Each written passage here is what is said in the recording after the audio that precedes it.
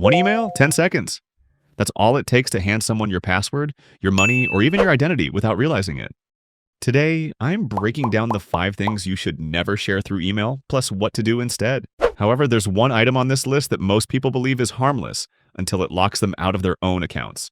Stick around because I'll not only show you what to stop sharing, but also safer alternatives that'll keep your inbox and identity protected. Additionally, I have included special links in the description that provide you with the best available up-to-date offers for some of the featured products in this video. And without further ado, let's jump right in. Kicking off at number 5 is passwords. Let's start with passwords. Passwords are private, but people still share them all the time. Sometimes it's just Netflix. Other times it's way more serious, like a work login or a password manager vault. One common mistake is sending passwords through email. It feels quick and harmless, but it's risky. If someone gets into your inbox, they don't just read emails. They reset passwords, grab receipts, and impersonate you. Recently, there was a lot of online noise about a massive email password leak, with most of the accounts being Gmail. Google later clarified that it wasn't a fresh attack, but a mix of old stolen data collected by malware. The real takeaway isn't the rumor itself, it's the reminder that leaked passwords keep circulating for years, and email is often where they're found. So what should you do instead? Use a password manager. That's what they're built for. They store your logins in an encrypted vault and let you share access safely without revealing the actual password. I personally use ProtonPass because its sharing is end-to-end encrypted and easy to control. If you want to check it out, you'll find the link in the description.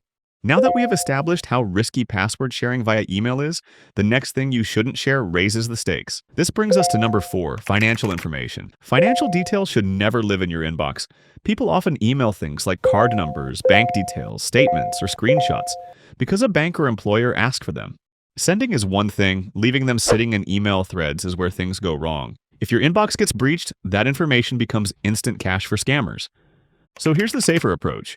When a bank or company asks for financial documents, upload them only through official portals or their mobile app. If you receive an email requesting sensitive details, don't reply directly. Go to the institution's verified website and continue the conversation there. Email should never be your default tool for financial matters. Have you ever shared financial details over email before? I'd love to hear your honest responses in the comments. Now, the next thing you shouldn't share in your email is just as private and personal as your passwords, which brings us to number 3, personal identification numbers. This includes things like social security numbers, passport numbers, national ID numbers, tax IDs, and driver's license details. Now, this one is no exception, as it is also commonly found in most email threads. I have shared some personal identification numbers in the past, but those email threads are long gone from my inbox. Personal identification numbers are pretty much what identify or represent us in various systems, like your social security number, tax identification number, driver's license number, or passport number. Once exposed, these can be used to open accounts, apply for loans, or pass identity checks. That's why ID leaks tend to cause long-term damage. There have been major cases where millions of identity records were dumped online. For example, in 2023, an Asian report revealed that over 34 million Indonesians' passport data, including passport numbers, full names, date of birth, gender, address, phone numbers, email, facial photos, and signatures, were reportedly leaked by a hacker going by Bjorka. The data was later offered for sale on the dark web for $10,000. Though some security measures were taken in response to the situation, it shows how critical a breach of a personal identification number can be. The lesson is simple.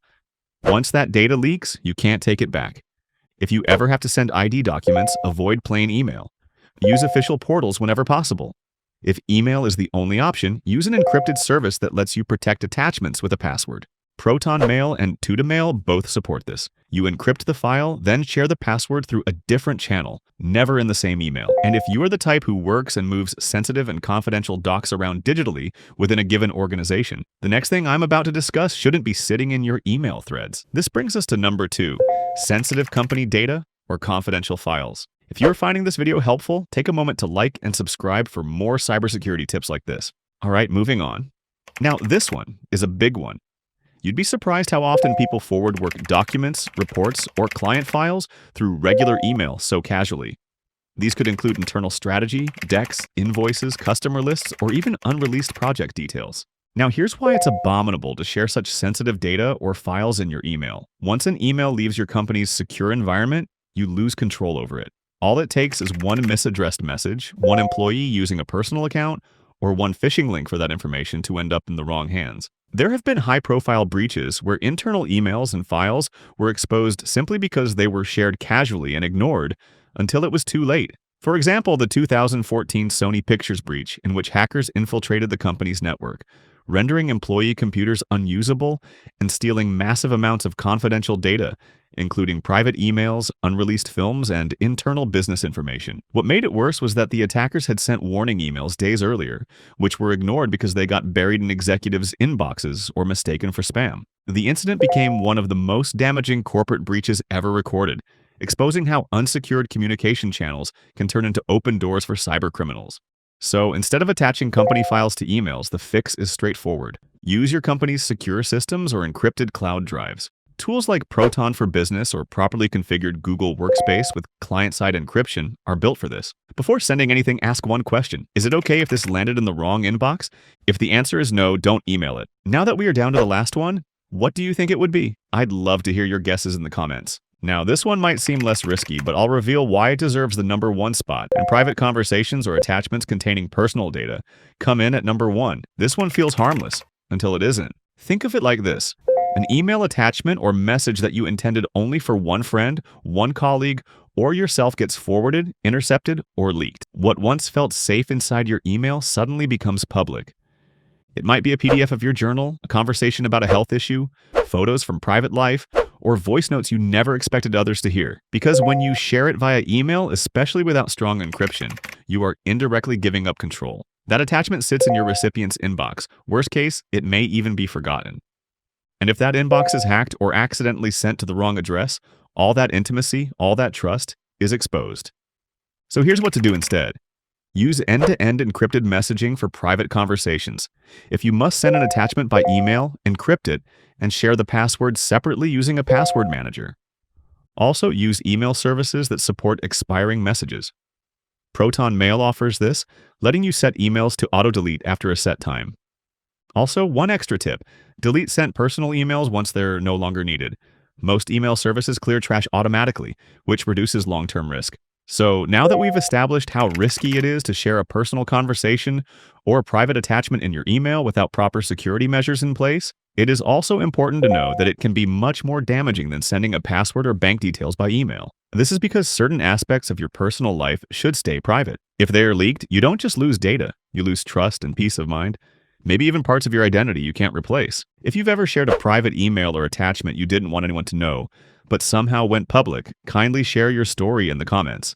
I'd love to hear your experience. Now, to wrap this up, here's my final verdict on what you should always do to avoid becoming tomorrow's headline. You have to understand that every email you send carries bits of personal or professional information, and once it leaves your inbox, you can't control where it ends up. Breaches don't come with warnings, and one exposed thread could easily compromise more than you realize.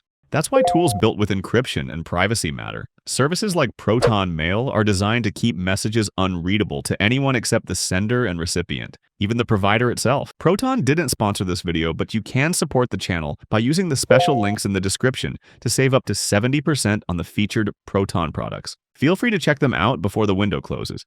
And if you'd like to see the best email providers or the best cloud storage providers available today, then watch these videos. Thanks for watching, and I'll see you in the next one.